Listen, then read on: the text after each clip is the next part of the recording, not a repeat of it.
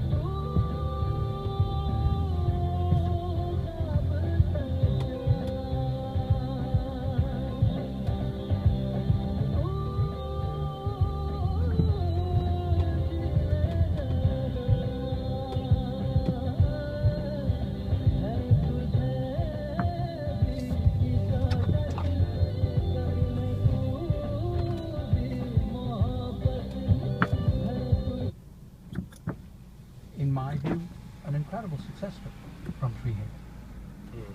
Do you see yourself as a success? I don't really think about that. I kind of think of myself as somebody who's kind of survived and can lead a fairly normal life. And that, what John just said, brings me back to a question I've asked myself over and over. Did I have a role, no matter how small? Was I a good teacher? You know, I think you were a good teacher. I think you were serious, but you cared. That is very important for me to hear, John. I feel, affection and gratitude for you and the other teachers. I mean, I don't have any feelings of you guys let us down. Listening to John, it dawns on me. This is what all teachers need to hear at some point in their careers. A validation of something, even if it's only from one student decades later. Sandy Sanchez, NPR News.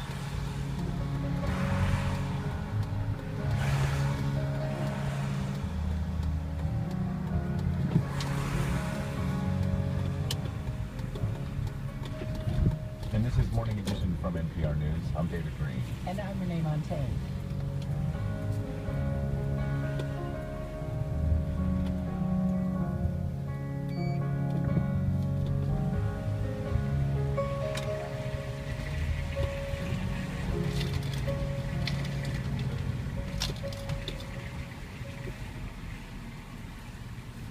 You're listening to KCRW and KCRW.com. I'm Cherry Glenson. Ted Cruz is criticizing Republican presidential frontrunner Donald Trump for donations he made to Chicago Democrats. Cruz is making 5 campaign stops in Illinois today, the day before that state's primary. He told journalists that Trump can't be trusted because he donated to Democrats, including former Illinois Governor Rod Blagojevich, the Democratic Party of Cook County, where the city of Chicago is located, and current Chicago Mayor Rahm Emanuel. Meanwhile, Democrat Hillary Clinton says she's received private messages from foreign leaders asking to endorse her candidacy in hopes of defeating Republican frontrunner Trump. Clinton refused to name the foreign leaders, but she told them that the election must be decided by Americans. Federal investigators are headed to the scene of an Amtrak train derailment in southwestern Kansas. Amtrak says the train was traveling from LA to Chicago when it derailed just after midnight, about 20 miles west of Dodge City. Amtrak says the train had about 128 passengers and 14 crew members on board. 29 people were hurt, but none of them reportedly have life-threatening injuries. Beaches in Orange County are expected to reopen today, a day after being shut down when surfers scrambled out of the water following a shark sighting. One surfer, named David Charles, told KBC-TV he was waiting for a wave yesterday at Bolsa Chica State Beach when 2 other surfers spotted what they thought might be a dolphin. Charles says he saw the tail of a shark thrashing in the water behind him. Charles and the others quickly paddled to shore. He estimates the shark was at least 6 feet long. That closed a stretch of about a mile of Bolsa Chica and Huntington State beaches. And being frightened out of your wits isn't just for Halloween.